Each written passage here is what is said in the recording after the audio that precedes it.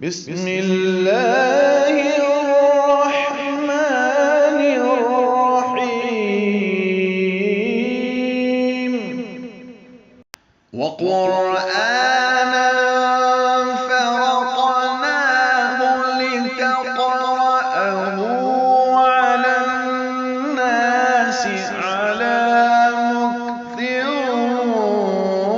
ونزلناه تنزيلا.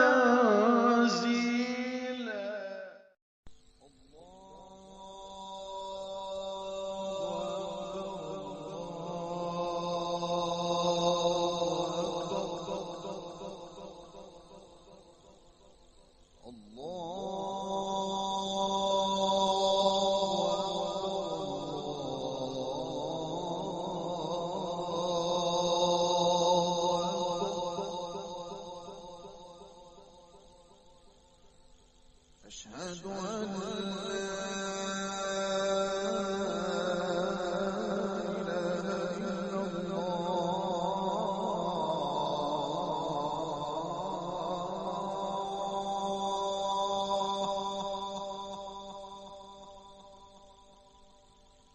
أشهد أن لا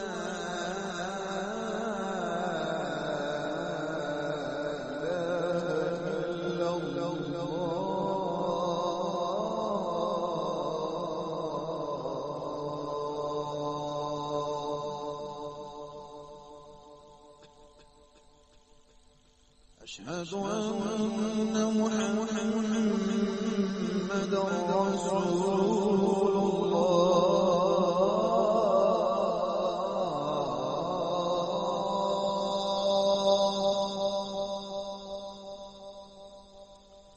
أشهد أن محمدا رسول الله.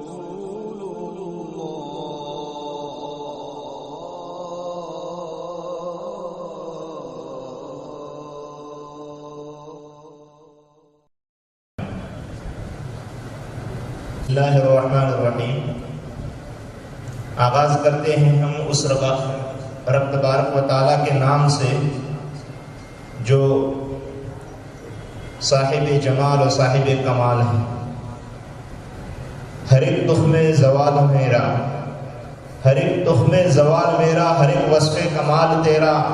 میرے اندھیرے سمٹ رہے ہیں، بکھر رہا ہے جمال تیرا.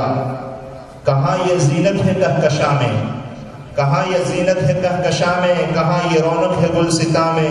سیاہ کعبہ کے پتھروں پر برس رہا ہے جلال تیرا. پشیماں آنکھیں برس رہی ہیں، ہرا سا دل بھی تڑپ رہا ہے. پشیماں آنکھیں برس رہی ہیں، ہرا سا دل بھی تڑپ رہا ہے. کتنی اچھی میری تیری عبادت ہے، کتنا اچھا خیال تیرا. یہ لفظ ہے تیرے، یہ لفظ ہے تیرے، اثر بھی تیرا. تو ہی خدا ہے، تو ہی خدا ہے. یہ سونا تیرا، یہ چاندی تیری، تمام مال و منال میرا تیرا. اور صلاۃ و سلام کا زرین و حسین تحفہ اس عظیم ہستی کے نام جو صاحب قرآن ہونے کے ساتھ ساتھ مجود قرآن، مرتل قرآن، مبلغ قرآن، مفسر قرآن بھی تھی صلی اللہ تعالی علیہ وسلم.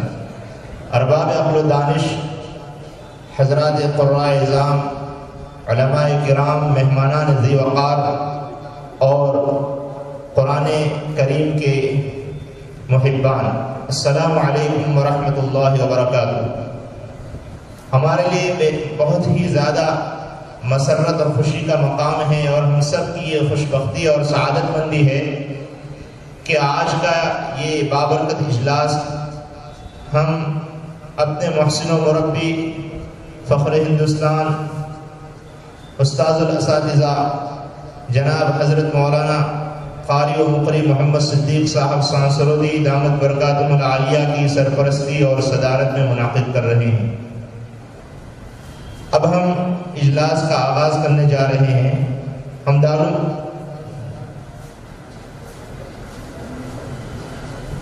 اب ہم اجلاس کا باقاعدہ آغاز کرنے جا رہے ہیں اور خشت اول نصب کرنے کے لیے ہم سب کے محبوب قاری جناب कारी व मुकरी हज़रत मौलाना अब्दुल अजीज़ साहब देवलवी उस्ताद तजवीद व क़राअत दारुल फलाह दारैन दरकेसर से मुअद्दबाना दरख्वास्त करते हैं कि वो तशरीफ़ लाएँ और इस बाबरकत इजलास का हुस्न आगाज़ फरमाएँ। अस्सलामु अलैकुम व रहमतुल्लाहि व बरकातुहू।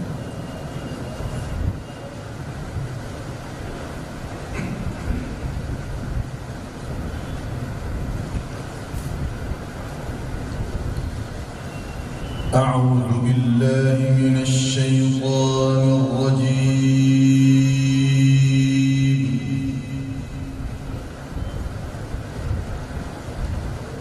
بسم الله الرحمن الرحيم.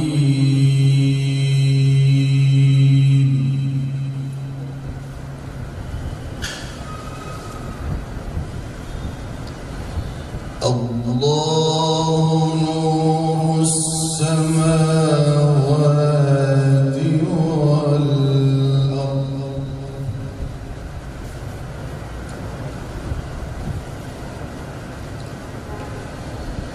مثل نوره كمشكاة فيها مصباح.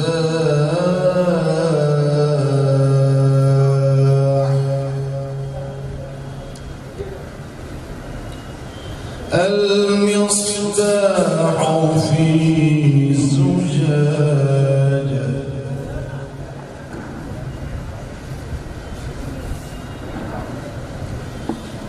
الزجاجة كأنها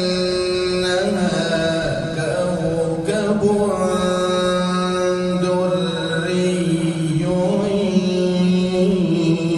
يوقد من شجرة. ما شاء الله.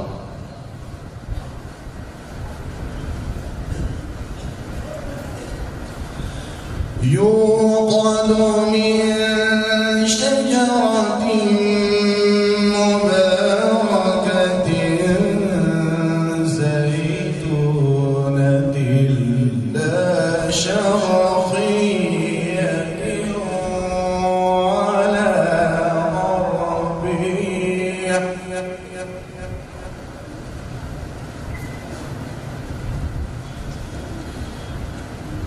يكاد زيتها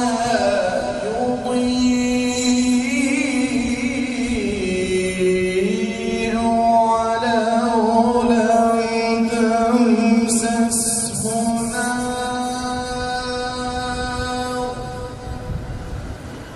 نور على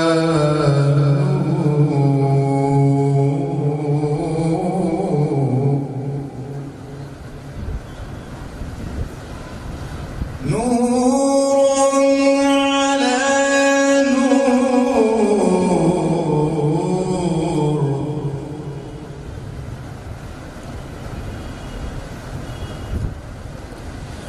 يهدي الله لنوره من يشاء ويضرب الله الأمثال للناس.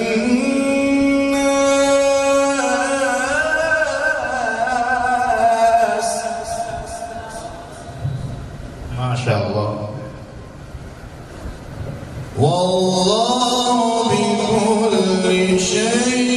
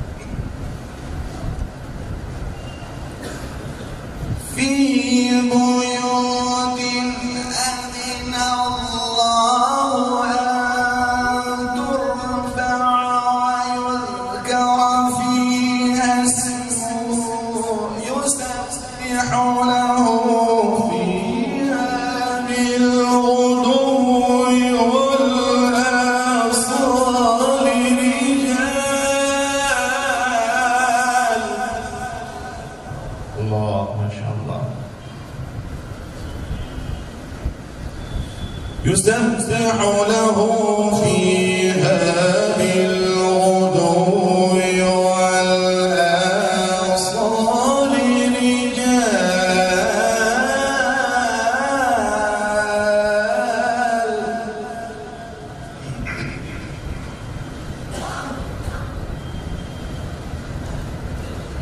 رجال لا تلهيهم تجارة ولا بيع عن ذكر الله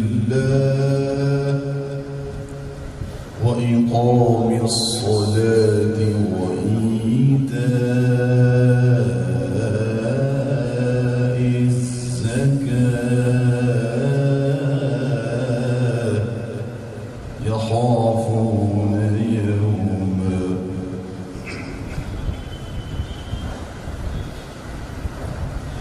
رجال لا تلهيهم تجارة ولا بيع عن ذكر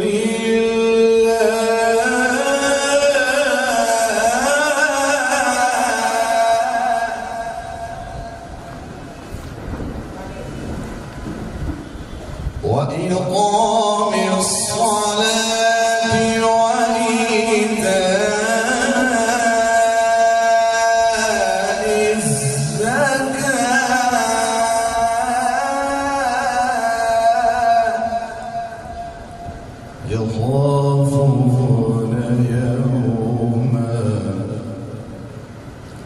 يخافون يوما تتقلب فيه القلوب والأبصار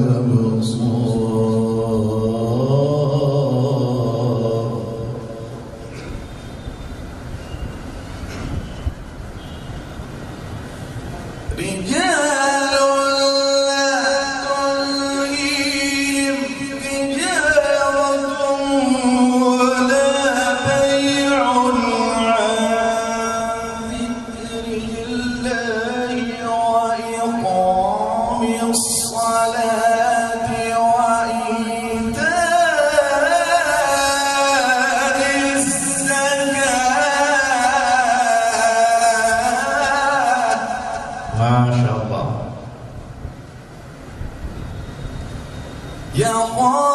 يخافون يوما تتقلب فيه القلوب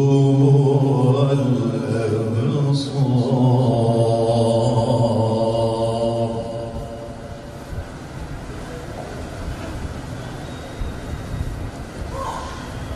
رجال لا تلهيهم تجارة ولا بيع عن ذكر الله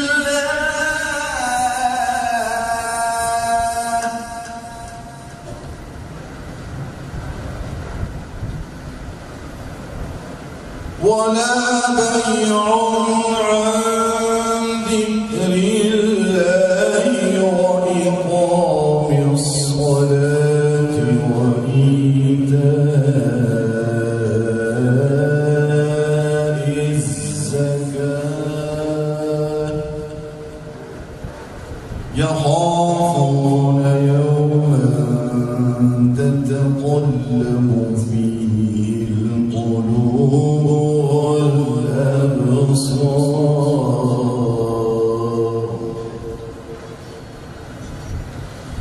ليجزيهم الله أحسن ما عملوا ويزيدهم من فضله والله يرزق من يشاء بغير حساب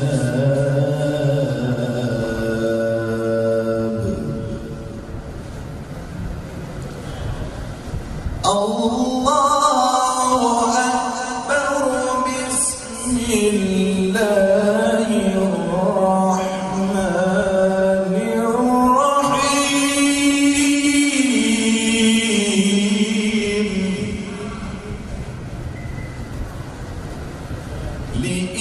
لإيلاف قريش إيلافهم رحلة الشتاء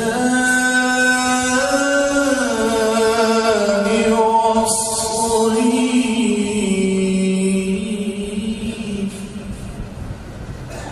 فليعبدوا رب هذا البيت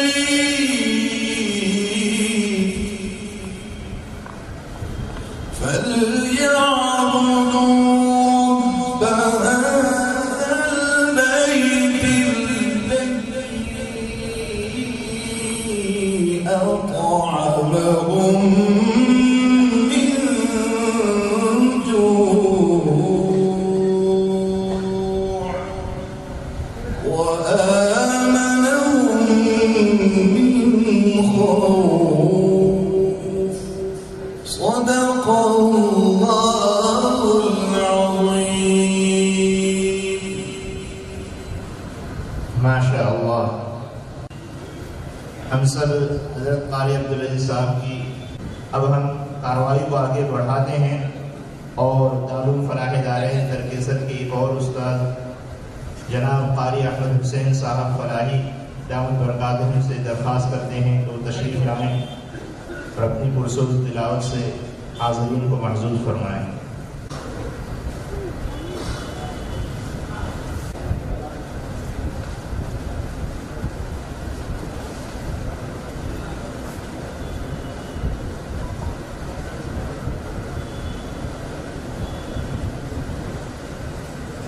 अल्हम्दुलिल्लाह हमारे क़द्र महफिल में तशरीफ़ ला चुके हैं, हम उनको अहलन व सहलन व मरहबा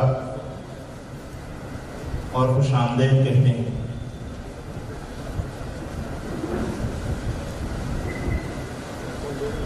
अब हम जनाब क़ारी अनीस अहमद साहब फलाही दामद बरकातुहू से दरख्वास्त करते हैं कि वो तशरीफ़ लाएँ और अपनी पुरसोज़ और पुरकैफ़ तिलावत के ज़रिए हाज़रीन को महज़ूज़ फरमाएँ।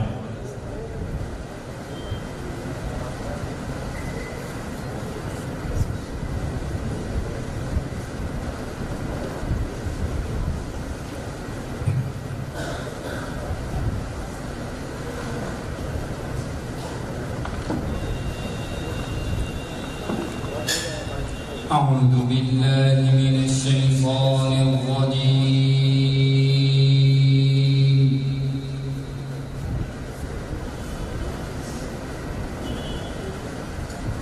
بسم الله الرحمن الرحيم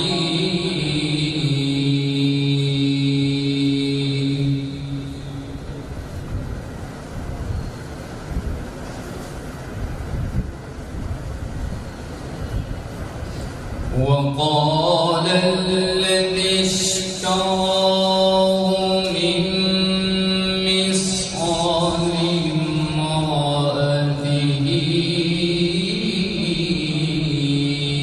أكرمي مثواه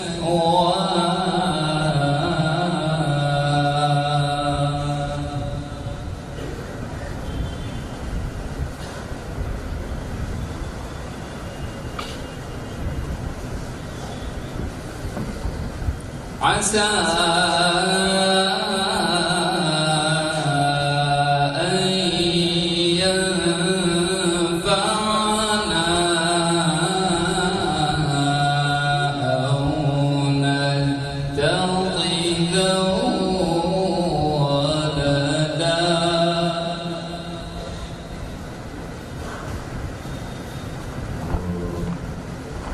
والله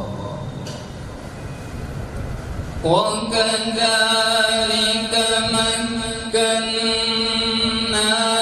ليوسف في الأرض ولنعلمه من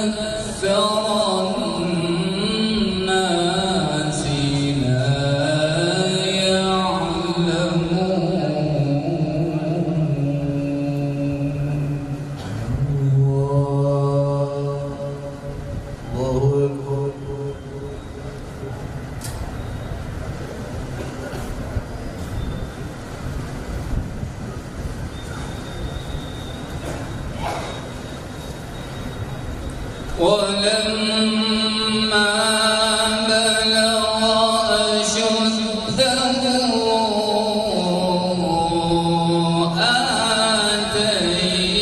آتيناه حكما وعلما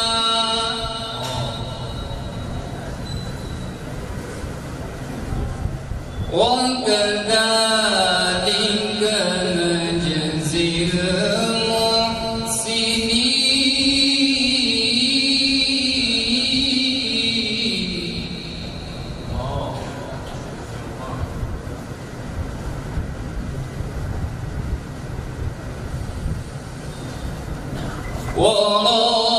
وراودته التي هو في بيتها عن نفسه وغلقت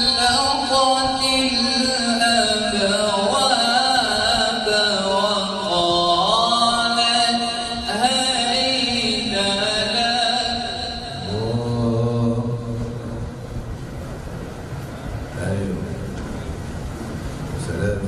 قال معاذ الله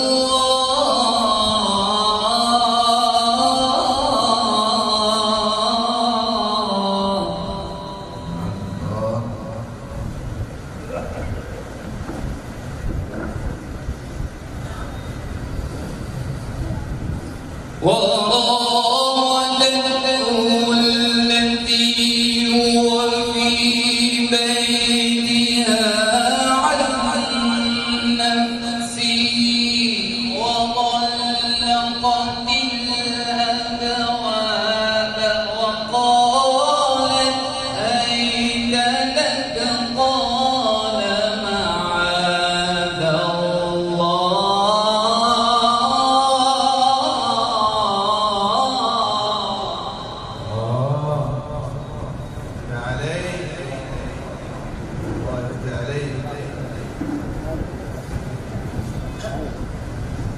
قال معاذ الله إنه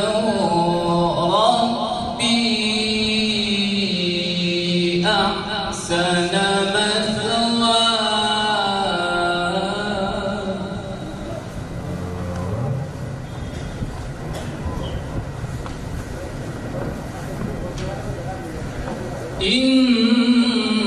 إنه لا يفلح الظالمون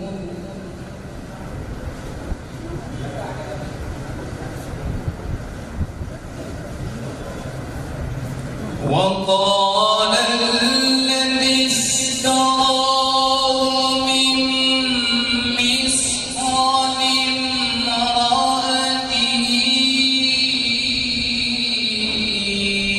أكرمي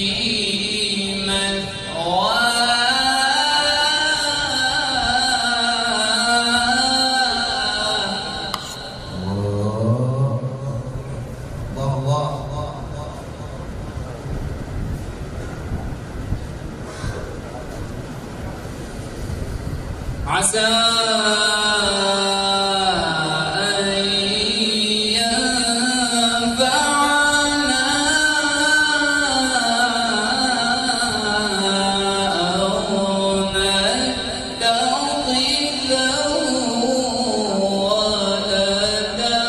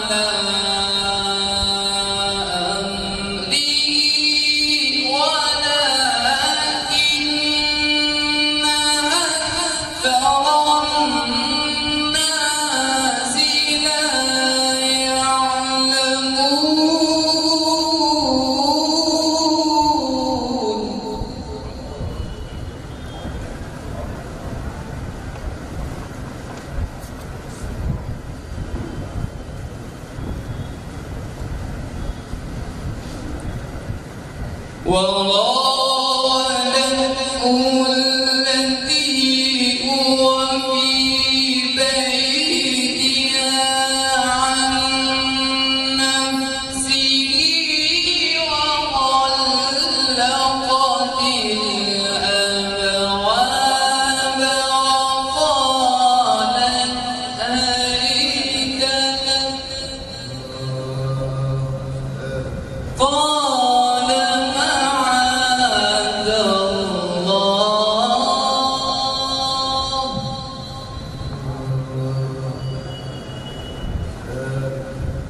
قال معاذ الله إنه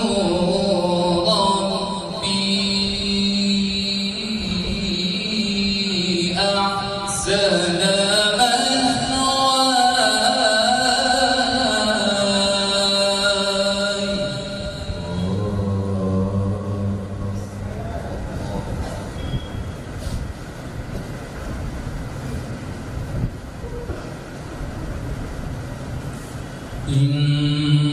إنه لا يفلح الظالمون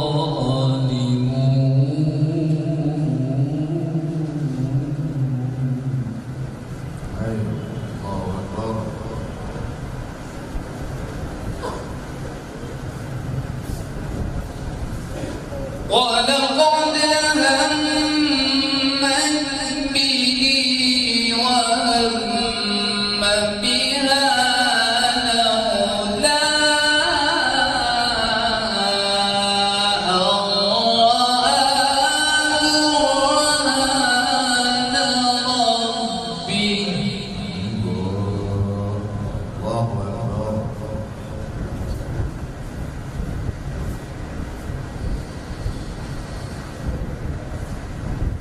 كذلك لنصرف عنه السوء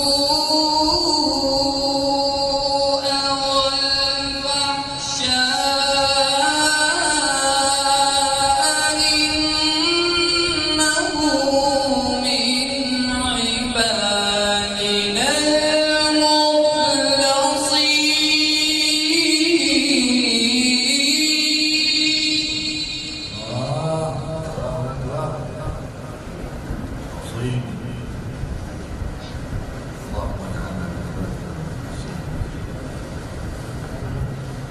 واستبق الباب وقدت قميصه من دبر وألف يا سيدها لدى الباب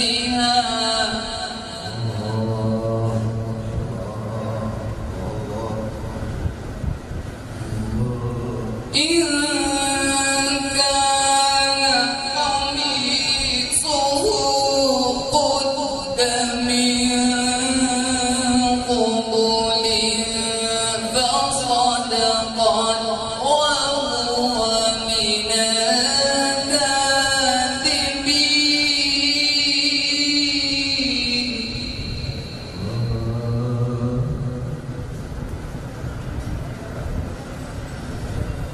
وإن كان قميصه قد من دبر فكذبت وهو من الصادقين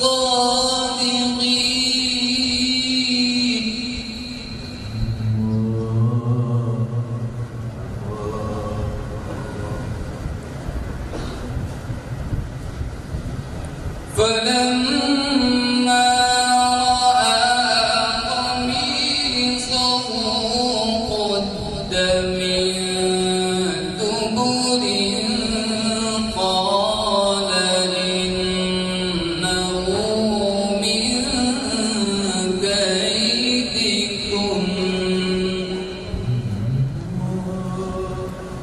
إن كيدكن عظيم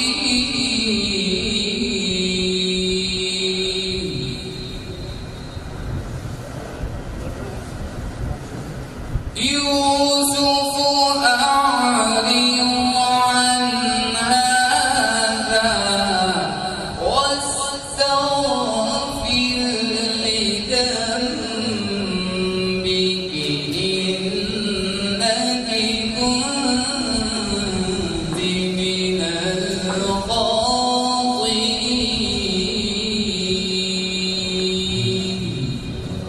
صدق الله العظيم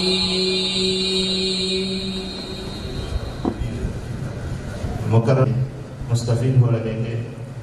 اب ہم مفتی زید پالنپوری دامت برکاتہم استاد دارالعلوم دیوبند سے درخواست کرتے ہیں کہ وہ آئیں اور کلمات تشکر پیش کریں۔ الحمد لأهله والصلاة على أهلها أما بعد الله نور السماوات والأرض صدق الله العظيم واجب الاحترام معزز علماء کرام اور مہمانان نظام، آج ہم سب کے لیے واقعتاً بےحد مسرت اور شادمانی کا موقع ہے کہ آج ہمارے درمیان عالم اسلام کی ایک عبقری شخصیت جن کو سننے کے لیے ہم یہاں تشریف لائے ہیں، جو الفاظ اور معانی کا بے تاج بادشاہ سمجھا جاتا ہے، جس طرح ان کو الفاظ پر مہارت حاصل ہے اسی طرح تفسیر پر بھی ایک گہری مہارت رکھتے ہیں۔ میری مراد اس سے شیخ عبد الناصر دامت برکاتہم العالیہ کی ذات گرامی ہے۔ ہم ہمارے اس مہمان خصوصی کے عمل پر اہلاً و سہلاً کی ذری سوغات پیش کرتے ہیں۔ اسی طرح ہم سب کے مہمان خصوصی استاد الاساتذہ مولائی و مرشد حضرت اقدس قاری صدیق صاحب سانسروی دامت برکاتہم جو اس عہد کی افراد ساز شخصیت سمجھی جاتی ہے، ہم بھی حضرت کا اہلیہ میں واپی ہم سب مل کر حضرت والا کا شکریہ ادا فرماتے ہیں کہ حضرت والا نے ہم سب کو یہ بہت ہی بڑا قیمتی موقع عنایت فرمایا۔ حضرت والا ہی کی کوششوں کا نتیجہ ہے کہ آج ہم اتنے بڑے قاری کو سن پا رہے ہیں۔ اسی طرح یہاں جتنے بھی مہمانان عظام تشریف لائے ہوئے اطراف و جوانب سے میں ان کا بھی شکریہ ادا کرتا ہوں۔ حضرت الاستاذ حضرت قاری عبدالعزیز صاحب دامت برکاتہم تلاوت فرما رہے تھے اللہ نور السماوات والارض۔ حضرت کہنا یہ چاہ رہے تھے کہ اللہ رب العزت کائنات میں نور کو تقسیم فرماتے ہیں، پھر فرمایا فی بیوت اذن اللہ، اللہ رب العزت کا یہ نور مسجدوں میں ملتا ہے، جہاں اللہ رب العزت نے ذکر کو بلند کرنے کا حکم فرمایا ہے، یہاں آج ایک ذکر کی مجلس لگی ہوئی ہے، قرآن کریم کو ذکر کہا گیا ہے، آج ہم اسی مقصد سے یہاں جمع ہوئے ہیں، اس لیے آپ کا آنا مبارک ہو۔ ہم آپ تمام حضرات کا شکریہ ادا کرتے ہیں۔ فجزاکم اللہ تعالی احسن الجزاء۔ اب ہم اس کارواں کے سالار اور محفل حسن قرآن کے سرپرست اور ہم سب کی محبتوں کا مرکز و محور استاد الاساتذہ جناب قاری محمد صدیق صاحب دامت برکاتہ العالیہ سے بسط احترام درخواست کرتے ہیں کہ تشریف لائیں اور حاضرین کو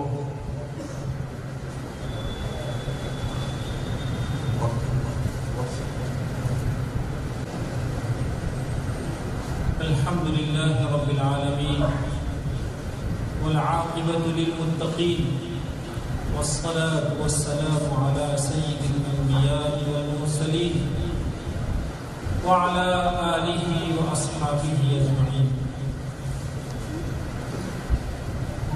أما بعد، أعوذ بالله من الشيطان الرجيم. بسم الله الرحمن الرحيم. وَلَقَدْ آتَيْنَا دَاوُودَ مِنَّا فَضْلًا. صدق اللہ مولانا العظیم. قابل صد تکریم بسط احترام بسط ادب کے ساتھ جن کو خطاب کیا جا سکتا ہے، ایسے میرے بزرگوں اور بھائی، رب کریم کا جس قدر شکر بجا لائے کم ہے کہ اس ذات نے ہمیں اور آپ کو پھر ایک مرتبہ اللہ کے اس عظیم الشان گھر میں قرآن کریم کے عظیم نسبت پر جمع ہونے کی توفیق سے نوازا ہے۔ پھر ایسے مواقع جس کے بعد میں سب کا احساس یہ ہے کہ یہ لمحے زندگی میں بار بار آیا نہیں کرتے ہیں۔ اللہ تعالیٰ نے اگر اس طرح کے مواقع ہمارے حصے میں فرمائے ہیں تو ہم اس کی کرم فرمائی پر اس کا شکر بجا لاتے ہیں اور اس کریم ذات سے اس کی درخواست کرتے ہیں کہ وہ ذات ہم سب کے میزان عمل میں اس کو فرمائے، ہماری قرآن کریم کی جو قرآن کریم سے جو محبت ہے اس محبت میں خوب اضافہ اور ترقی عنایت فرمائے۔ میرے بھائیوں، ہم اور آپ سمجھ سکتے ہیں کہ یہ اتنا بڑا مجمع، ایسے نورانی چہرے جو دورے بھاگے یہاں آئے ہیں، یہ کس کا نتیجہ ہے؟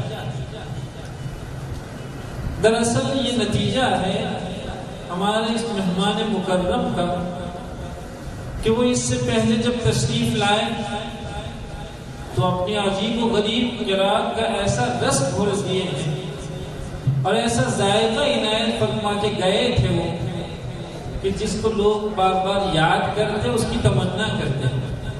جیسے ہی اب ان کے نام کا اعلان ہوا، ماشاءاللہ اتنی بڑی تعداد میں لوگ یہاں جمع ہیں۔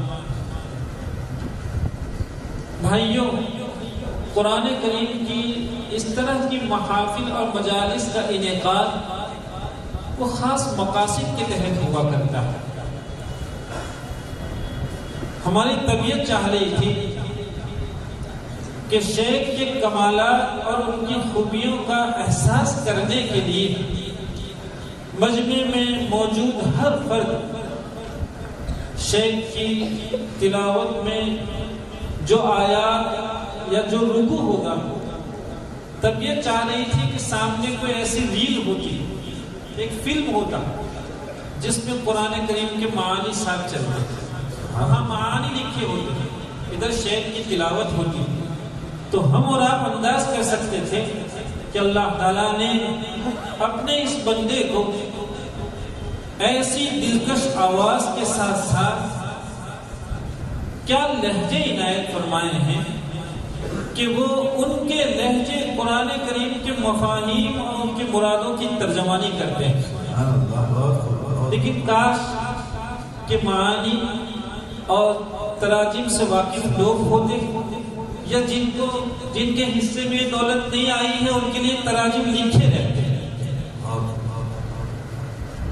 بھائیوں، ہم اور آپ ان کی قرات میں جو تاثیر دیکھتے ہیں کہ اللہ کا یہ بندہ جب تلاوت کرتا ہے تو قلوب پر ایک خاص قسم کا لرزہ طاری ہو جایا کرتا ہے. یہ کس کا اثر ہے؟ یہ معانی میں ڈوب جانے کا اثر. جب مراد خداوندی سے واقفیت کے ساتھ حسین قرات ہوتی ہے تو پھر اس کی تاثیر کو کیا پوچھے، زمانے تک اس کے لطف کو لوگ یاد رکھتے ہیں. اس موقع پر محفل کی مناسبت سے ایک پیغام ہم اہل علم کی خدمت میں دیں گے. ان کے سامنے ایک پیغام پیش کرنے کی میری تمنا تھی.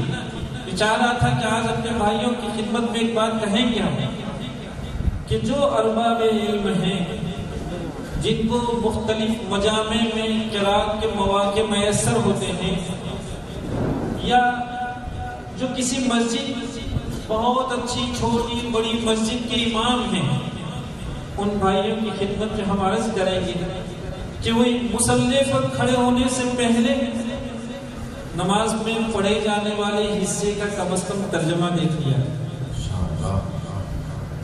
مجامع میں جب ہمیں تلاوت کرنی ہوتی ہے تو جس رکوع کی تلاوت ہم کرنے والے ہیں اس کی تفسیر سے پہلے واقفیت ہو جائے. پھر آپ دیکھیں کہ قرات کی تاثیر کیا ہوتی ہے. اللہ کا ایک بندہ مصلی پر کھڑے ہو کر نماز میں تلاوت کرتا ہے، لوگ سسک سسک کے روتے ہیں. اللہ تعالیٰ اس نعمت سے ہمیں اور آپ کو نوازے. شیخ کی تشریف آوری ہمارے لیے ایک عظیم پیغام رکھتی ہے معنویت کا. آج شیخ نے ایک عجیب بات فرمائی. وہ ہمیں نصیحت فرما رہے ہیں، فرمانے لگے کہ لہجوں کی خوب مشق کیجیے، اللہ کے کلام کی تلاوت کو جتنا حسین بنا سکتے ہیں بنائیے، لیکن جس وقت تلاوت کر رہے ہوں اس وقت توجہ بجائے لہجوں کے قرآن کریم کے معانی کے غور و فکر میں. ہم یہ سمجھ نہیں پا رہے تھے کہ شیخ کی تلاوت میں اوقاف ایسے نبے دھرے وقت کرنے کے بعد اعادہ کچھ عجیب و غریب جگہ سے فرماتے جہاں کبھی ذہن نہیں آتا تھا. ہم یہ سمجھ نہیں پا رہے تھے کہ یہ کیسے سب ہو جاتا ہے. محسوس ہوا کہ شیخ کا تدبر سے بڑا گہرا تعلق ہے. اللہ تعالیٰ شیخ کی عمر میں خوب برکت عطا فرمائے، ہمیں اور آپ کو ان کا نقش قدم اختیار کرنے کی توفیق. میرے بھائیوں، یہ جو محفل ہے مجھے ایک روایت یاد آ رہی ہے اور ایسا لگ رہا تھا کہ ہمارا اور آپ کا بار بار اس طرح کی مجالس میں حاضری دینا وہ اس روایت سے خاص انتباہ کرتا ہے. حکیم ترمذی حضرت برا سے نقل کرتے ہیں کہ اللہ کے رسول صلی اللہ علیہ وسلم نے فرمایا کہ اہل جنت اللہ رب العزت کے دیدار کے لیے روزانہ 2 مرتبہ اس کی بارگاہ میں حاضری دیا کریں گے. جب وہ حاضر ہوں گے تو جنت کا ہر فرد اپنے اعمال کے بقدر موتیوں اور جواہر سے سجائے گئے ممبر پر براجمان ہوگا. اہل جنت کو اللہ تعالیٰ یہ اعزاز نصیب فرمائیں گے کہ جس کے جتنے اعمال اچھے ہوں گے اتنی زیادہ موتیوں اور جواہر سے اس کی ممبر کو سجایا جائے گا اور اس کو سیٹ دی جائے گی. پھر اللہ تعالیٰ ان کے سامنے اپنے کلام کی تلاوت فرمائیں گے. اللہ رب العزت کے کلام کا جو لطف وہ لوگوں کے قلوب میں سرور ایسا گھول دے گا، ان کے آنکھوں میں ایسی ٹھنڈک پیدا کر دے گا. لکھا ہے کہ جنت کی دیگر جتنی بھی نعمتیں ہیں اللہ تعالیٰ کی تلاوت کا سرور اس سے کہیں زیادہ ہوگا، کوئی نعمت اس کا مقابل نہیں ہوگا۔ اس کا نتیجہ ہوگا، آگے روایت میں ہے کہ اس کا نتیجہ ہوگا کہ یہ اہل جنت جب دوسرا روز ہوگا تو خود دورے بھاگے اللہ تعالیٰ کی تلاوت سننے کے لیے چلے جائیں گے۔ شیخ نے پچھلے سالوں کی تلاوت کا ایسا روز ہم نے بھولا ہے کہ آج جب ہم پھر تشریف لائے ہیں تو ہم دورے بھاگے شیخ کی خدمت میں حاضر ہوئے ہیں۔ اللہ تعالیٰ ہمارے اس مل بیٹھنے کو، ہماری کاوشوں کو قرآن کریم کی محبت کے حوالے سے قبول فرمائے اور ہمیں اور آپ کو اللہ تعالیٰ اپنے خصوصی کرم سے، خصوصی نصرتوں سے نوازے۔ یہاں ہمارے جن بزرگوں نے، بھائیوں نے بڑی محنت سے، محبت سے اس محفل کا انعقاد کیا ہے اور اتنا اچھا انتظام فرمایا ہے، ہم اپنے دل کی تمام تر گہرائیوں سے ان کے لیے کلمات تشکر پیش کرتے ہیں۔ اللہ تعالیٰ کو اس کا بہت بہتر بدلہ عطا فرمائے اور اتفاق کی زبردست دولت سے آپ کو نوازے۔ وآخر دعوانا ان الحمدللہ رب العالمین۔ حاضرین، ہمارے مہمان مکرم کی خواہش و تمنا ہے کہ دو چار کلمات موعظت اور نصیحت کے آپ حاضرین کے سامنے پیش کریں۔ فنلتمس من الشیخ حرب حفظہ اللہ تعالی ورعاه أن يتفضل ويقدم كلماته الثانية۔ يقول الرب سبحانه وتعالى جل شأنه: ثم أورثنا الكتاب الذين اصطفينا من عبادنا فمنهم ظالم لنفسه ومنهم مقتصد ومنهم سابق بالخيرات بإذن الله ذلك هو الفضل الكبير. فأود أن أشكر الجمع الحضور كلكم جميعا وذلك لحسن استضافتكم لنا، وأخص أيضا بالذكر فضيلة الشيخ صديق أعانه الله عز وجل على ما هو فيه، وهو يريد أن يفتح يعني لدولة الهند يعني باب كما يقول الرسول صلى الله عليه وسلم: تغنوا بالقرآن أو زينوا القرآن بأصواتكم، ليس منا من لم يتغنى بالقرآن. فالشيخ صديق يعني عنده فكر ودعوة كي يحبب الشباب الصغار والناس والمسلمون كلهم في سماع القرآن الكريم كما أوصانا الرسول صلى الله عليه وسلم وقال: زينوا القرآن بأصواتكم، ليس منا من لم يتغنى بالقرآن. ولكن أريد أن أقول كلمة: لا يشغلنا المقام قد ما يشغلنا التدبر بمعنى آيات الله سبحانه وتعالى. يعني لا يشغلنا المقامات، يعني حينما تقرأ بقلب سوف يصل إلى القلب، والشيخ يسعى لذلك أيضا، لكن لا مانع أن نتعلم المقامات كي نوظفها على ما يناسبها من معاني القرآن الكريم. لا مانع ما شاء الله. وجزاكم الله عنا خيرا وشكرا، بارك الله فيكم. نشكر الله.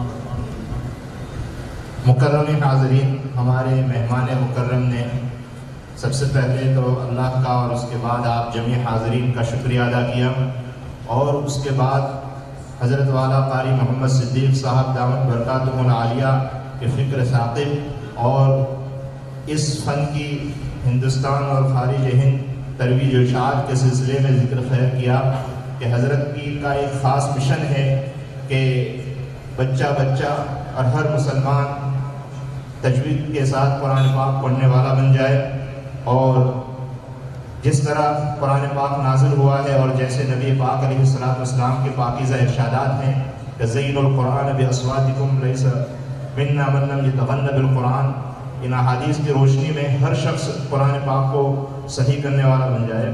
اور اس کے بعد ہمارے مہمان مکرم نے ایک خاص بات کی طرف جو بہت ہی اہم ہے اشارہ کیا، جس کی وضاحت حضرت الاستاذ نے اپنے مواعظ میں کی کہ قرآن پاک کی آیات میں تدبر ہونا چاہیے، اور جب تلاوت کریں तो मकामात और लहजात भी कुरान पाक की तर्जमानी कर रहे हों और कुरान पाक के मंशे के मुताबिक वो लहजे हम आहंग हो रहे हों, उसकी हमें फ़िक्र करनी चाहिए। अल्लाह रब्बुल इज़्ज़त हम सब को मेहमान मुकर्रम की इस कीमती नसीहत पर अमल करने की तौफीक मरहमत फरमाए। जज़ाकुमुल्लाहु तआला। फसादती व इख़वानी नहनु नशअरु बिकसीर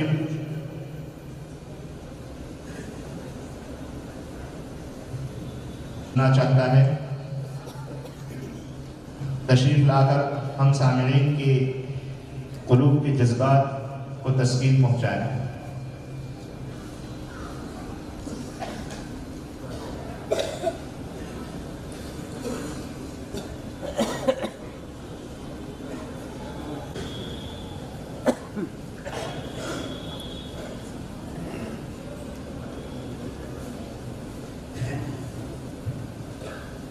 أعوذ بالله من الشيطان الرجيم. بسم الله الرحمن الرحيم. فأما الإنسان إذا ما ابتلاه ربه فأكرمه ونعمه فيقول ربي أكرمن.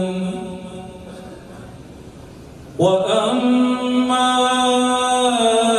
إذا ما ابتلاه فقدر عليه رزقه فيقول ربي أهانن. كلا بل لا تكرمون اليتيم ولا تحاضون على طعام المسكين وتأكلون التراث أكلا لما وتحبون المال حبا جما. كلا إذا دكت الأرض دكا دكا وجاء ربك والملك صفا صفا وجيء يومئذ بجهنم يومئذ يتذكر الإنسان وأنى له الذكرى يقول يا ليتني قدمت لحياتي فيومئذ لا يعذب عذابه أحد ولا يوثق وثاقه أحد. يا أيتها النفس المطمئنة ارجعي إلى ربك راضية مرضية فادخلي في عبادي وادخلي جنتي. ما شاء الله رزقنا الله جميعا بالنعم. لا إله إلا الله والله أكبر ولله الحمد.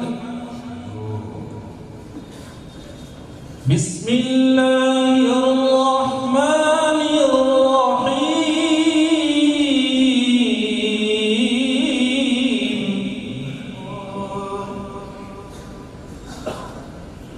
أرأيت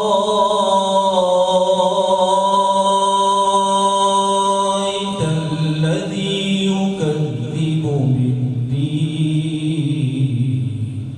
الله أحسنتم جميل الله فذلك الذي يدع اليتيم ولا يحض على طعام المسكين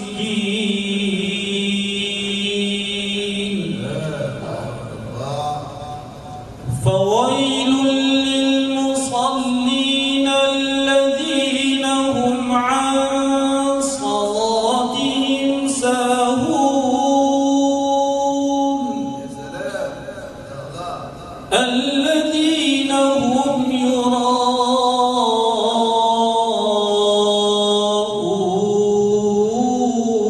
ويمنعون الماعون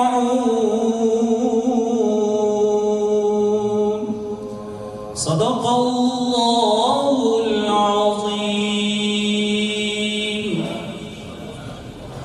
मुकर्रम हाज़िरीन हम हमारे साथ खूब बरकत अता फरमाए।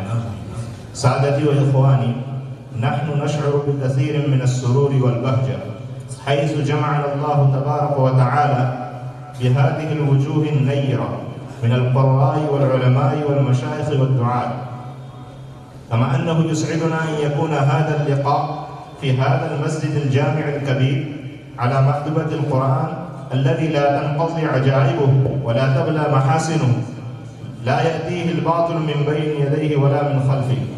ونتشرف في جمعنا هذا بتواجد ميمون لصاحب أداء متميز والنجم المتألق في سماء القراءة حاليا، المجود الحاذق المبدع الماهر باللهجات العربية الخبير بالمقامات، الذي إذا قرأ القرآن غضا طريا استشعر السامع مع نبرات صوته الشجي كأنه ينزل القرآن الآن. أعني بذلك القارئ بالإذاعة المصرية فضيلة الشيخ عبد الناصر حرب حفظه الله ورعاه. فيا أيها الشيخ الكريم، يحلو لنا بهذه المناسبة السارة أن نرحب بكم في هذه البلدة الكبيرة الصناعية التجارية ترحيبا حارا، ونهنئ بكم على قدومكم المبارك المسعود، ونرجو أن يكون هذا اللقاء لقاء مباركا، وتتبع هذه الزيارة زيارات متكررة، ونقول لكم أمام هذا الجمع الحاشد أهلا وسهلا ومرحبا بكم، ونقدم بين خدمتكم جزيل الشكر وفائق التقدير والإجلال. أيها الحضور، ومما يبهجنا أن رافق الشيخ حرب حفظه الله في هذه الزيارة أخوه المبجل الشيخ وائل حرب حفظه الله، فيسعدنا أن نرحب به أيضا في رحاب هذا الجامع الشامل بقلوب ملؤها المحبة والوفاء، وأفئدة تنبض بالمودة والخلوص، وبكلمات تتدفق بكل معاني الأخوة والوئام. فنخصك أيها الشيخ وائل بجزيل الشكر على ما تقدم من تعاون إيجابي بناء إلى أخيك الشيخ عبد الناصر حرب حفظه الله. ولا شك أن لجهودك المخلصة دورا هاما في النهوض بشخصيته على مستوى العالم كأفضل قارئ موفق لتطوير المقامات. فلك الشيخ وائل من الشكر أجزله، ومن الدعاء أخلصه، ومن الأجر أوفاه. فتقبل أيها الشيخ وائل تحيات إخوانك الهنديين، وأجزل الله مثوبتك على أنك توثرنا دوما معاشرة تلامذة الشيخ محمد صديق حفظه الله، فتتيح لنا من أغلى فرص لنستمتع بأجمل المقامات في أروع تلاوات الشيخ حرب مباشرة وجها لوجهه. فشكر الله حسن تعاونك، ونتمنى أن يواصل تعاونك معنا دوما في المستقبل إن شاء الله على ترتيب رحلة الشيخ حفظه الله إلى الهند. فحياك الله أيها الشيخ وائل، ونحن سعداء بتواجدك معنا، ونتمنى لك قضاء وقت ممتع بربوع الهند في أجواء إيمانية روحانية قرآنية، ولكم أسرة حرك ألف مبروك على ما حاز ابنكم من شرف التميز في عالم القراءة. جزاكم الله تعالى أحسن الجزاء. والآن نترككم مع تلاوة الشيخ، فنلتمس متواضعين من الشيخ أن يمتعنا بتلاوتك الحلوة. شكرا جزاكم الله. آمين. ما شاء الله قارئ العالم بالشباب، ما شاء الله شيخ.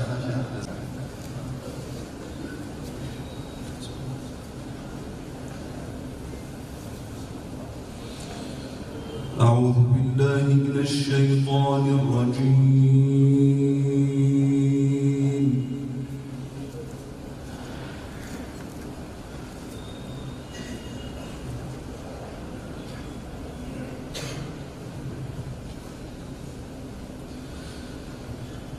بسم الله الرحمن الرحيم.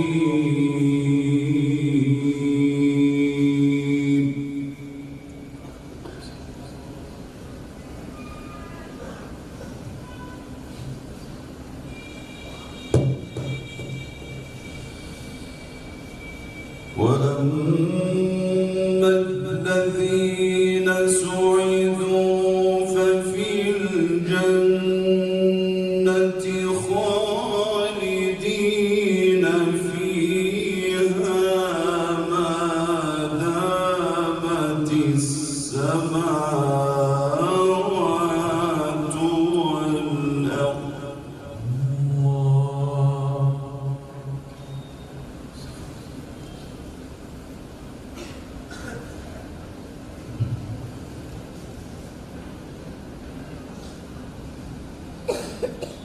وأما الذين سعدوا ففي الجنة خالدين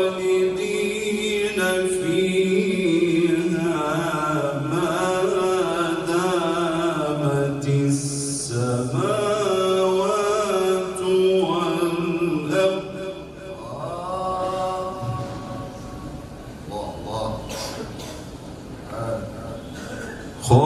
خالدين فيها ما دامت السماوات والأرض إلا ما شاء ربك. الله يفتح عليك. الله عطاء غير مجذوذ.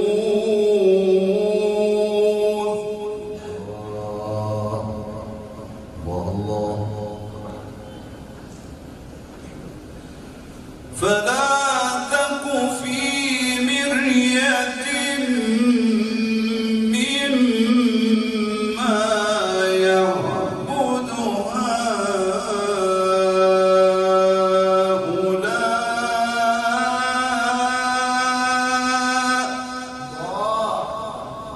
الله يفتح عليك.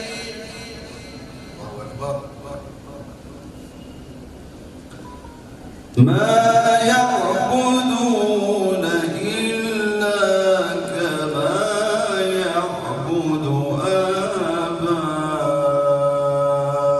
آباؤهم من قبل.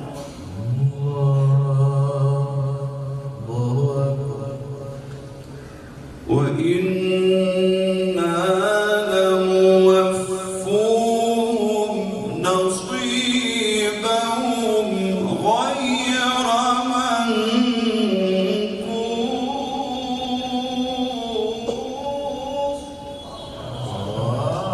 أحسنتم. الله أكبر. بسم الله الرحمن الرحيم.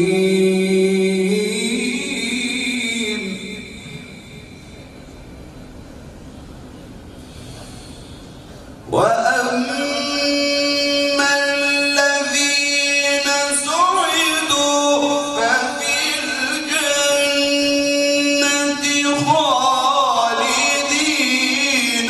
فيها ما دامت السماوات والأرض إلا ما شاء ربك. الله أكبر. تكبير تكبير. ما شاء الله شيخ حرش، حياك الله يا مولانا. الله أكبر.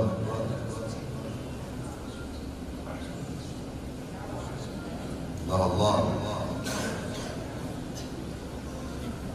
عطاء غير مجذوذ.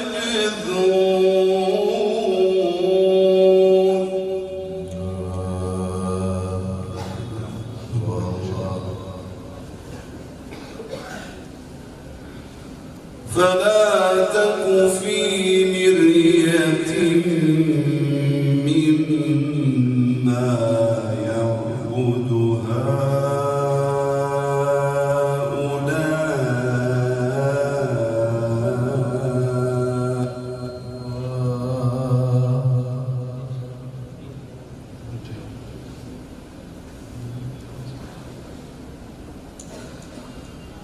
ما يعبدون إلا كما يعبد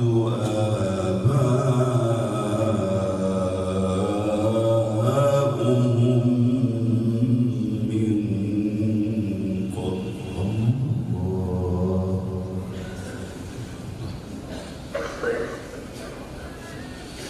وإنا لموفوهم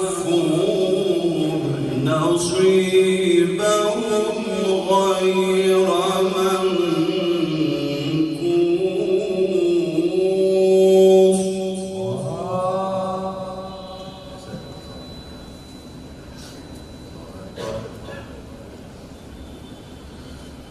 ولقد آتينا موسى الكتاب فاختلف فيه.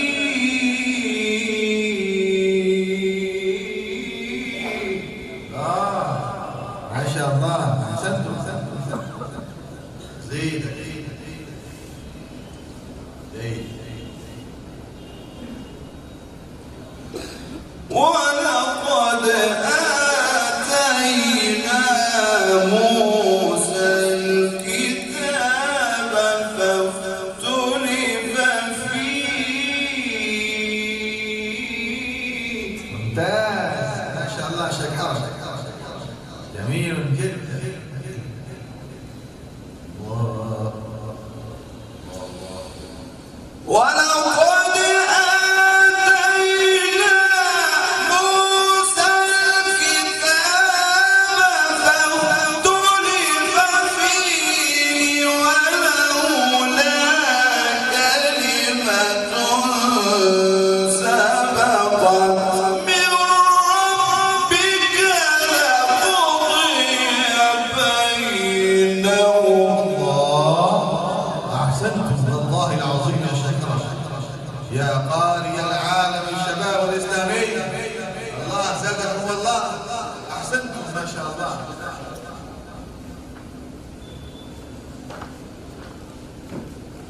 وإنهم لفي شك منه مريب.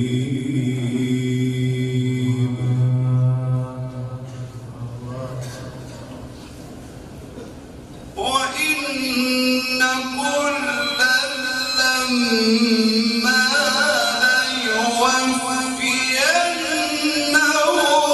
ربك أعمالهم. ربنا يبارك فيك. إنه بما يعملون خبير.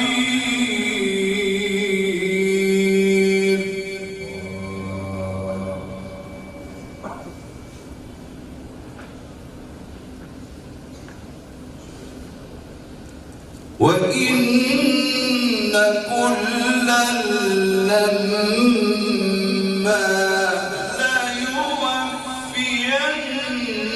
ليوفينهم ربك أعمالهم إنه بما يعملون خبير. الله ما شاء الله شيخ جميل جدا جدا. الله زادكم الله.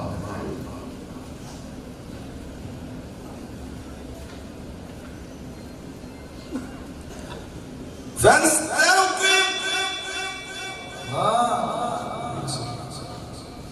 صلى الله على حبيبه.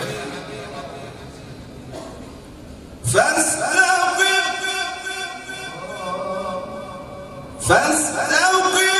كما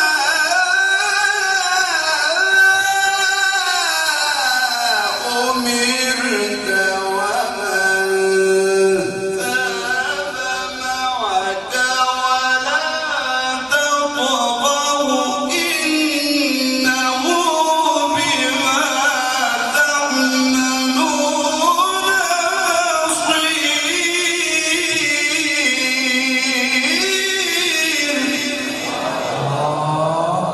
تكبير ما شاء الله شكرا. نحس يا مولانا. الله اكبر. فاستقم صلى الله على النبي. فاستقم كما أمرت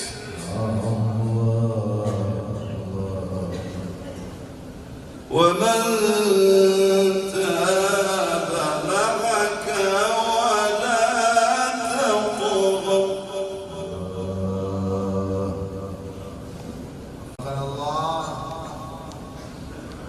إنه بما تعملون بصير.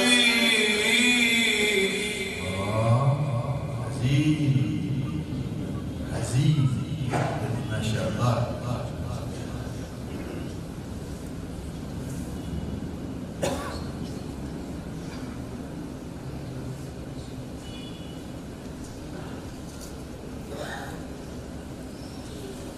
إنه بما تعملون بصير.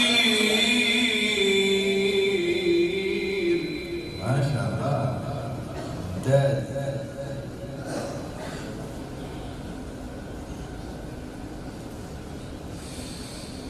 فاستقم كما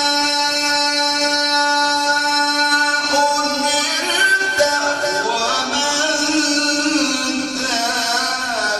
معك ولا تطغوا إنه بما تعملون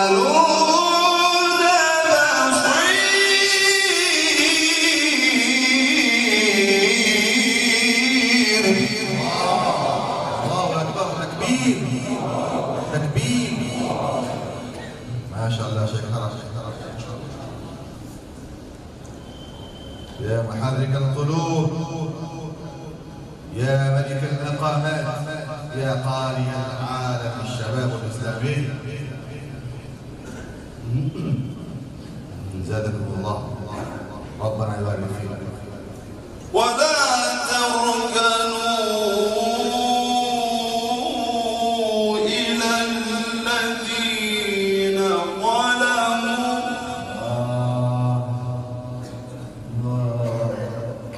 ولا تركنوا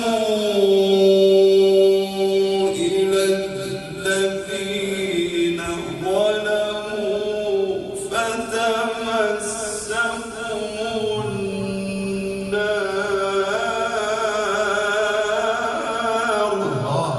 ما شاء الله شكرا. والله احسنتم.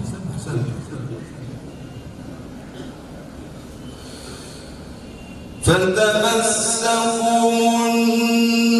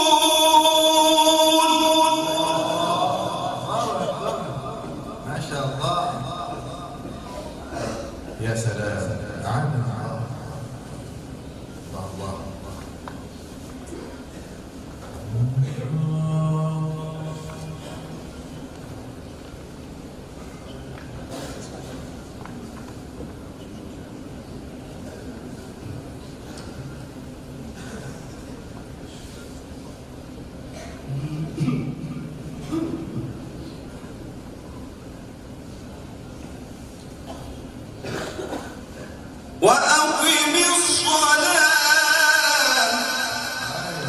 وفقنا الله. صلى الله وأقم الصلاة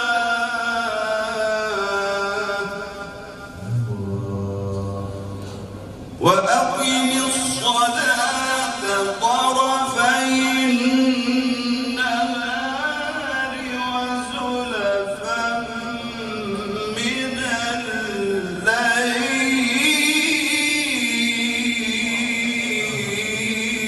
الله.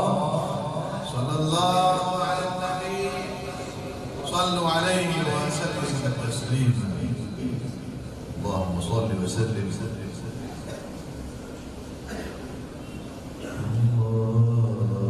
إن الحسنات يذهبن السيئات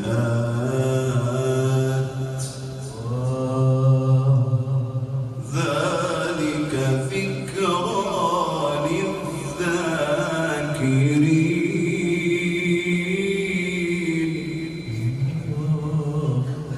ذلك ذكرى للذاكرين.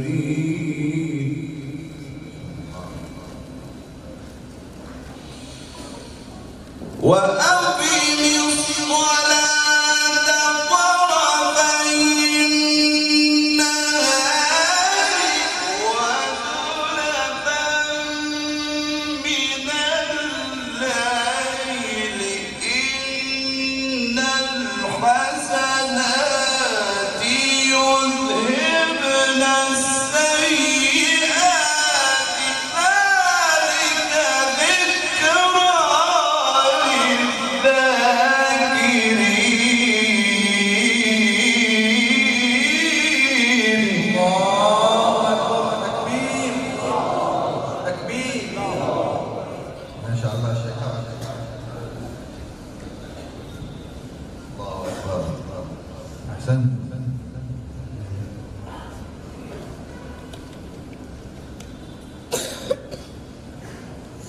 ذلك ذكرى للذاكرين.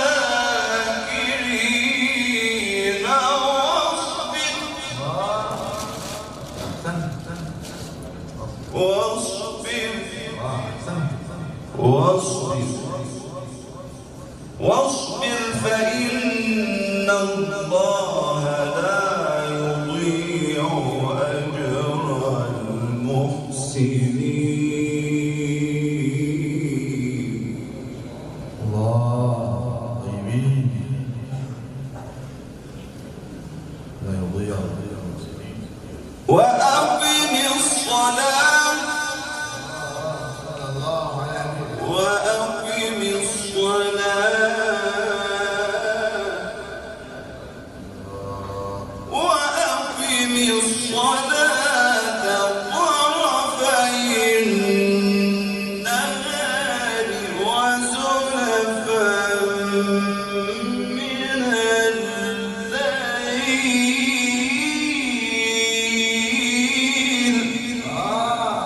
ما شاء الله مميز. ما شاء الله شيخ. الله ممتاز في حسن القراءة. مميز بالمقامات القرآنية. وأقم الصلاة طرفي النهار وزلفا من الليل إن الحسنات يذهبن السيئات ذلك ذكرى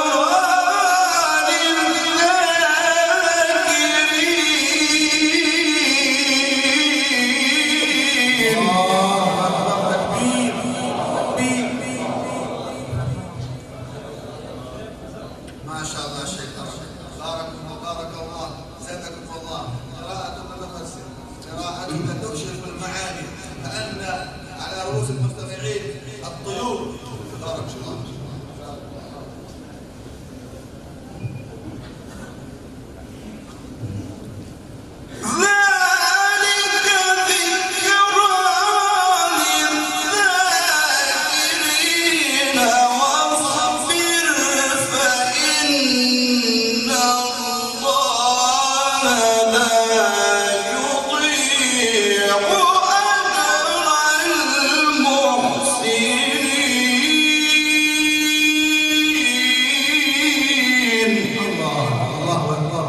والله العظيم يا شيخ تبكي القلوب، تحرك النفوس والقلوب.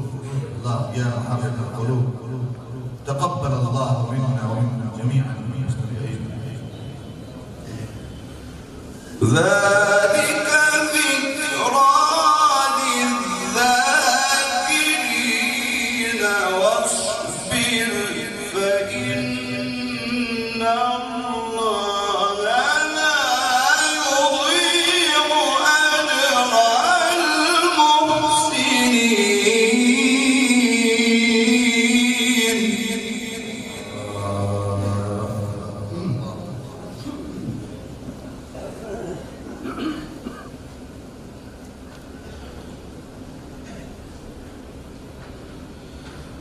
فلولا كان من القرون من قبلكم أولو بقية ينهون عن الفساد في الأرض إلا قليلا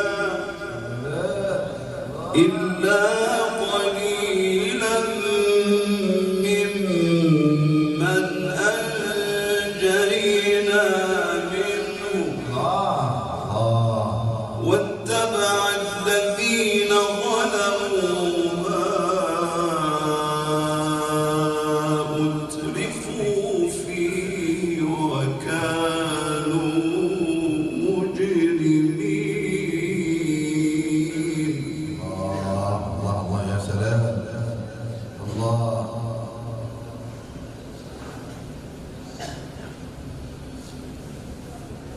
وما كان ربك ليهلك القرى بظلم وأهلها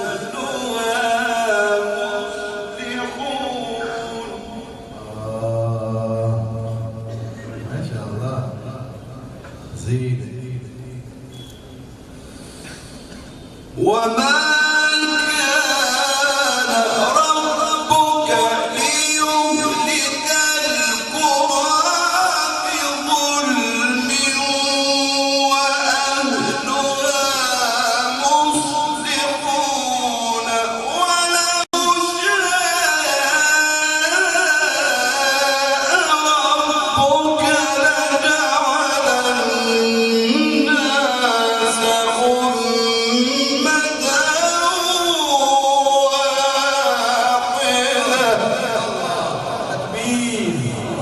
تكبير.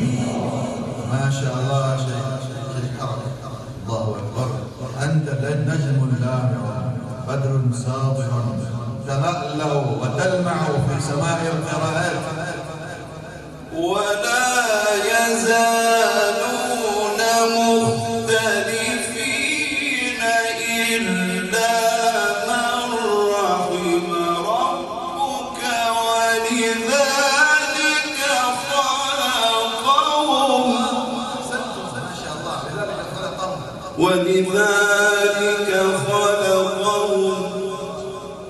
ولذلك خلقهم وتمت كلمة ربك لأملأن جهنم من الجنة والناس أجمعين.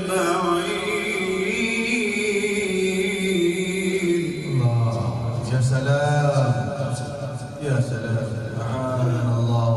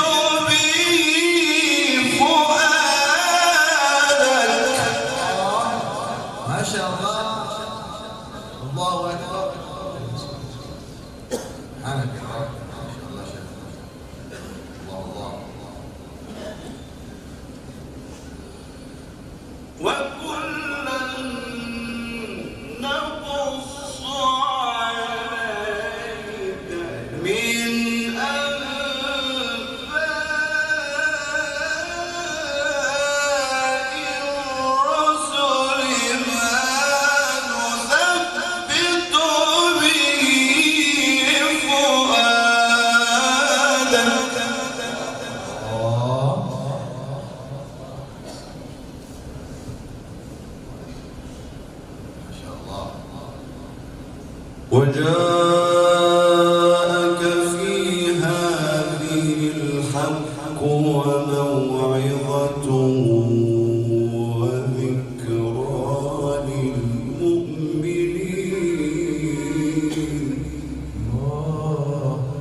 وقل للذين لا يؤمنون اعملوا على مكانتكم إنا عاملون وانتظروا إنا منتظرون. ما شاء الله.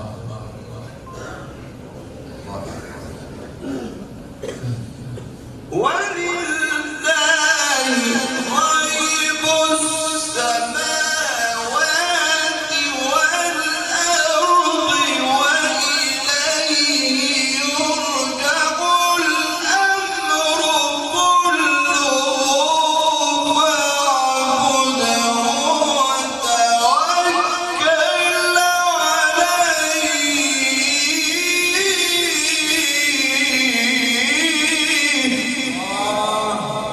صلى الله على النبي. الله أكبر. ما شاء الله. الله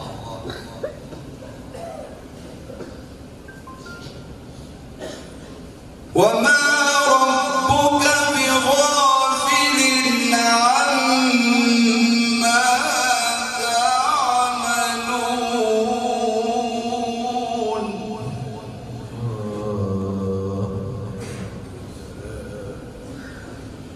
ولله غيب السماوات والأرض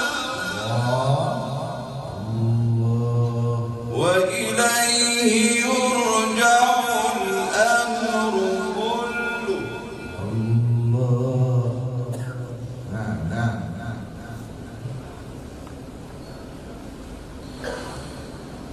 ولله غيب السماوات والأرض وإليه يرجع الأمر كله فاعبده وتوكل عليه.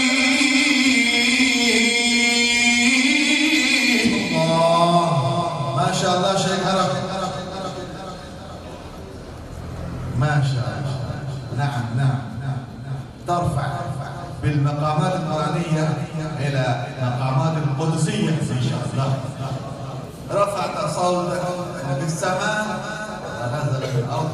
ممتاز جدا شيخ. ما شاء الله. مميز في مقامات. بارك الله. وما ربك بغافل عما تعملون.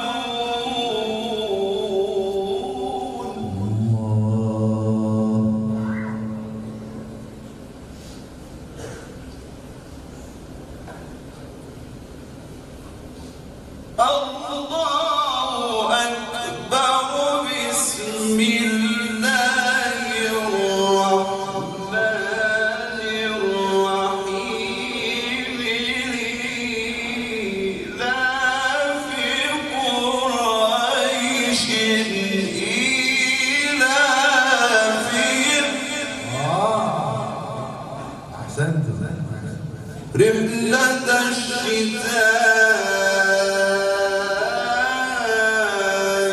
والصيف.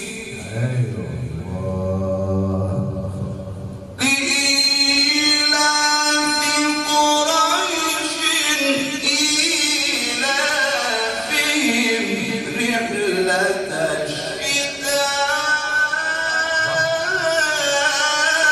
الشتاء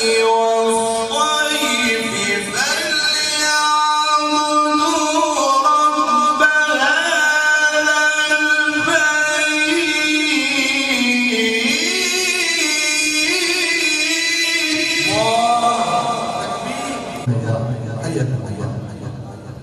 كأن هؤلاء المستمعين ترتحل في مقامات الشتاء والصيف.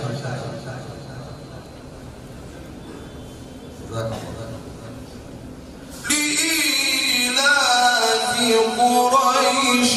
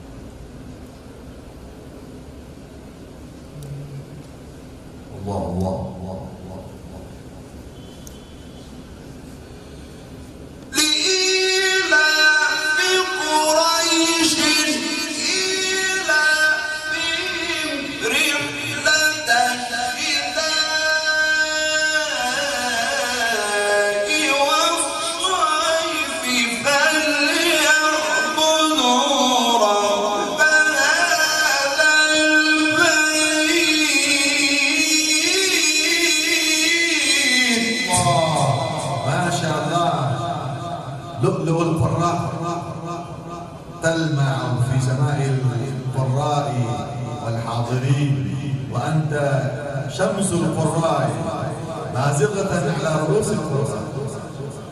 ما شاء الله.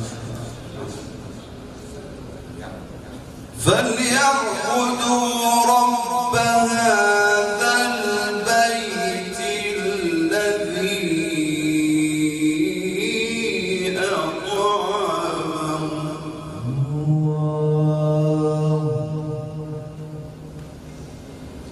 الذي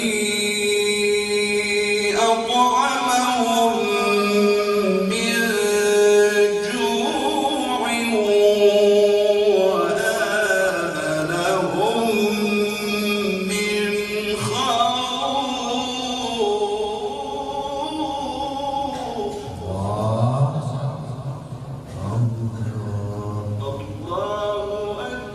الله أكبر.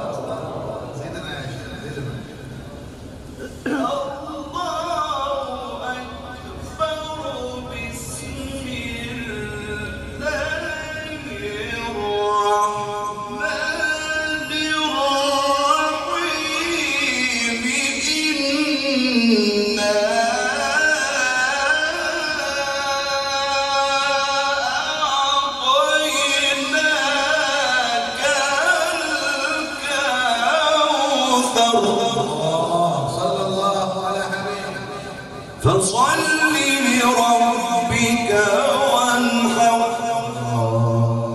إن شانئك هو الأبتر. صدق الله العظيم.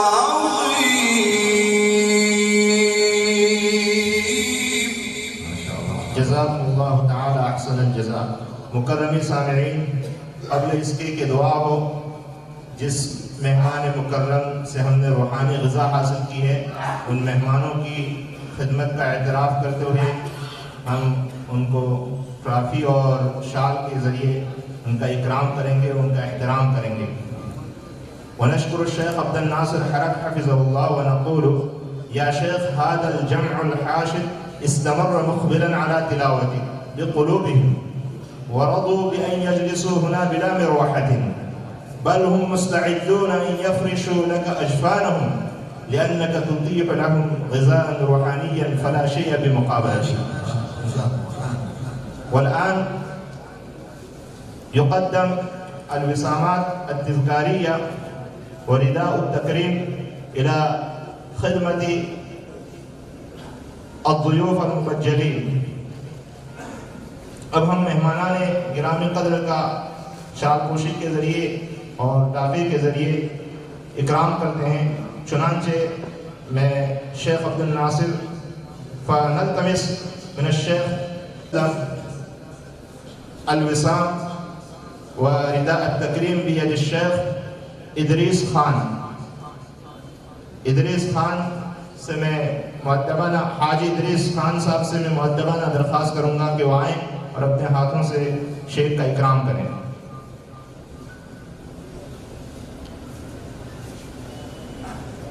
حاجی عبد الوہاب خان صاحب سے میں درخواست کروں گا کہ وہ آئیں اور حضرت قاری و مقری محمد صدیق صاحب کا شال پوشی اور ٹافی کے ذریعے اکرام کریں.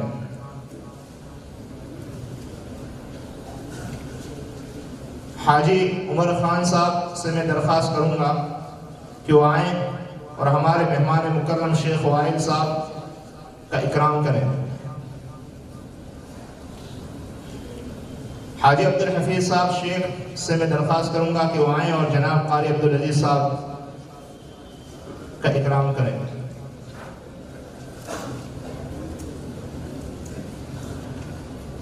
حاجی اسماعیل منصوری صاحب سے درخواست کروں گا کوئی اسٹیج پر تشریف لائیں اور جناب قاری انیس احمد صاحب کا شال پوشی کے ذریعے اور ٹافی کے ذریعے اکرام کریں.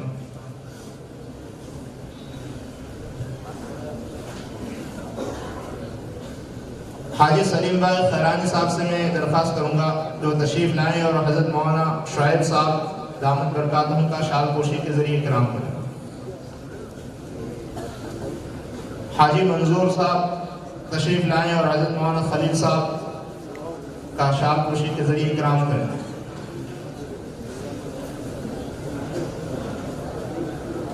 مولانا نجم الدین صاحب تشریف لائیں اور جناب قاری اسماعیل صاحب کا شال پوشی کے ذریعے اکرام کریں.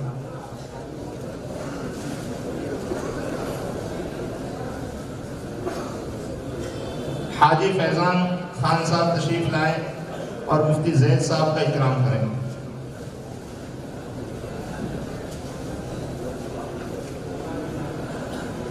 حاجی فرحان خان صاحب تشریف لائیں، ان کے ہاتھوں بندہ یہ شرف حاصل کر رہا ہے.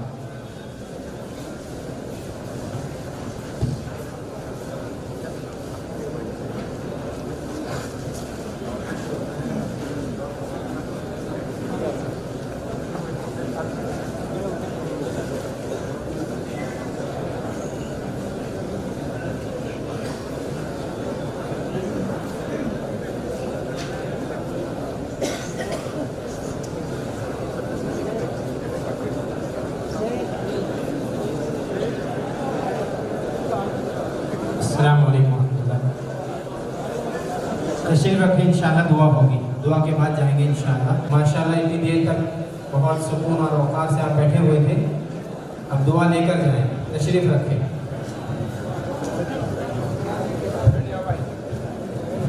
شیخ دعا فرما رہے ہیں. دعا ہم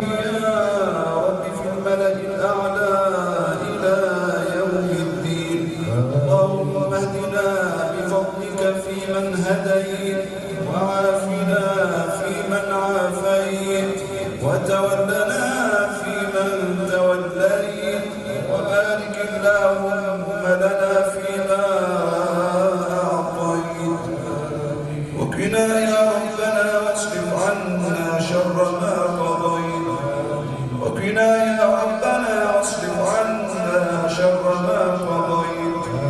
اللهم ارحمنا بالقرآن وزينا بالقرآن وشفعنا بالقرآن وارزقنا بالقرآن واجعله لنا في الدنيا منهاجا وفي القبر أنيسا ويوم القيامة شفيعا وعلى الصراط نورا وعلى الصراط نورا وإلى الجنة رفيقا وإلى الجنة رفيقا.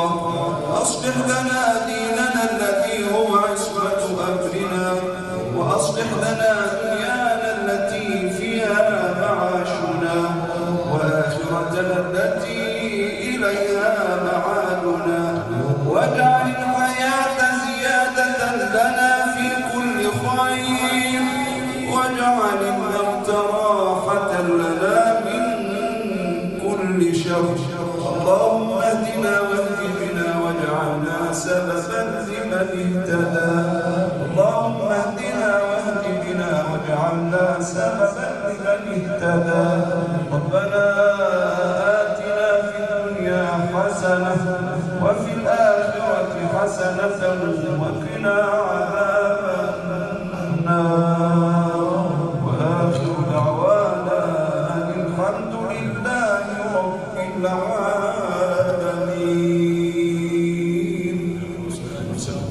हम जमी हाज़रीन का तहे दिल से शुक्रिया अदा करते हैं कि आप और मुसाफिर की हज़रत को ज़हमत न दें।